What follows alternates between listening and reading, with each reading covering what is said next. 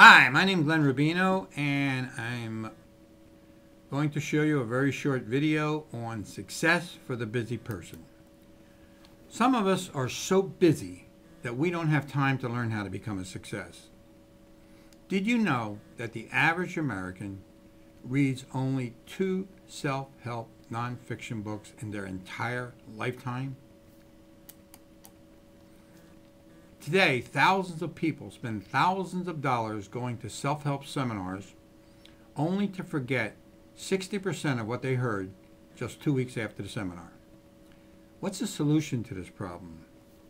For me, the solution is repetition. You have to overcome all the negative information that is bombarding us every day from television, newspapers, and friends. For most people, it's almost impossible to overcome this bombardment.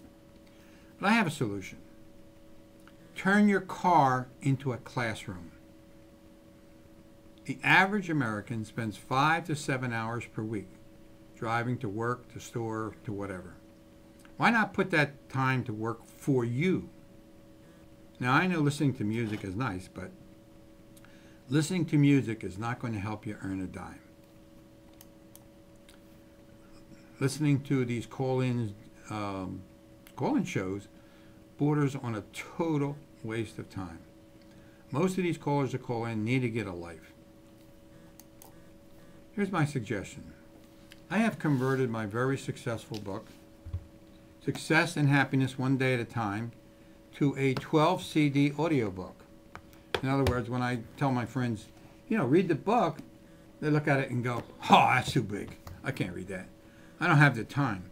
So this takes care of that excuse. Put the CDs into your CD player in your car, leave them there, listen to them every time you drive. When you turn the key on, the CD will go on. When you turn the key off, the CD will go off. You will maximize your learning power because the messages will go directly into your subconscious mind and strengthen your positive attitude. Now, I wrote the book, and I've heard these CDs a zillion times. Yet every day I hear something so new and profound, it just blows my mind. Let's talk about what's in the book. There's 12 chapters, and they follow the book exactly. Chapter number 1 is love. The most important thing we have today is love. The first job is to love God. Second job is to love yourself. Third job is to love everything that God created, and God created everything. In chapter number 2, we talk about happiness. Happiness is not something that happens to you. It's something that you make happen. Happiness is the easiest thing to get. Because all you have to do is make up your mind that you're going to be happy no matter what happens. Chapter 3, we're going to talk about attraction. The law of attraction says, you will attract to you whatsoever you think about all day long. You will attract the good, and unfortunately you're going to attract the bad. Because 75 to 85% of the world is all negative, there's a lot of negative attraction going on. So you need to overcome that. In chapter number 4, which is the most important part of the whole book, is the mind, how your 3 minds operate. Now, I don't know of any other self-help book that talks about your mind, but this is what I've come across. You have a conscious mind. Now, your conscious mind gets all its information from what you taste, smell, see, hear, and touch. It then stores that data in your brain as memory, and you go through life a product of that memory. However, the subconscious mind is a collection of all the memories of everyone who ever lived in the universe. And it's at your disposal, almost like a genie in a bottle. All you have to do is learn the password. The password to get whatever you want in this life is I am. I meaning me, this entity that's staring out from these eyes. Am meaning now and forever. So if you want to be happy, don't say I want to be happy, because that's a wish. And your subconscious mind says, well, that's nice. When you're ready, let me know and I'll make you happy. You have to say it this way. I am happy. Okay? Short and sweet. Your subconscious mind knows exactly what to do with that.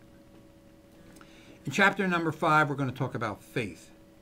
Now, I don't mean religious faith. I mean faith in yourself as a human being, faith in God, faith in the universe, and faith in the fact that God did not make any losers. If you're having trouble right now, you need to look at yourself and say, I am successful. I am happy. I am loved. Anything that you need, okay? It's a very good chapter. Chapter 6, we're going to talk about health. Now, here's something you may or may not know. Your subconscious mind controls your entire body. So what you're thinking about is what you end up with. So if you think you get a cold every September, you're going to get a cold. If you think you're never going to get a cold, you don't get colds. It's that simple. Number 7, we're going to talk about stress. The whole world's stressed out today. Got global warming, we got this, we got that. People are worrying about something that may or may never happen. It doesn't matter whether global warming happens or doesn't happen. What you need to do is live every single day that you're alive, happy and successful. Chapter 8, we're going to talk about ambition. How do you get ambition? Well, you don't. You don't get ambition. What you need to get is desire. Once you have the desire, then desire will lead to ambition, and ambition will lead to action, and action will lead to results. When I mean desire, you must plan in advance what kind of house you want to live in, what kind of car you would love to drive, what kind of job you would like to have, what kind of business you'd like to have, what kind of family you want to have. So once you have that burning desire, then your ambition is just the next step. Number 9, we talk about lack of success. Now, why in the world did I put a negative thing in all this positive stuff? Because there's 31 reasons people use, or excuses, I'll call it that way, for not being successful.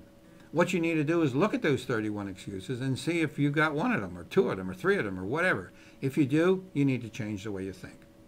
Chapter 10, of course, is just the opposite. It's success. What do we need to do to become successful? Someone asked me one time, how did you become so successful? And they don't believe me when I tell them. I just say, I never gave up. I must have failed so many times that 10 people would have gave up. But I just never gave up. And that's one part of it. And my success story is in the book, and it's in the CDs, and you'll read them and hear them. Chapter 11 is form. Form, I get into another area here. This is more of a spiritual chapter. In other words, if you've ever asked yourself, who am I? Why am I here? Where am I going? This chapter will answer all those questions for you. In chapter 12, we're going to talk about immortality. You may not believe this or not, but you are immortal.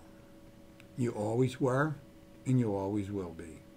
This chapter will open your eyes. So if this is what you're looking for, and you want to go from wherever you are now to wherever you want to be instantly, then you need to order the book.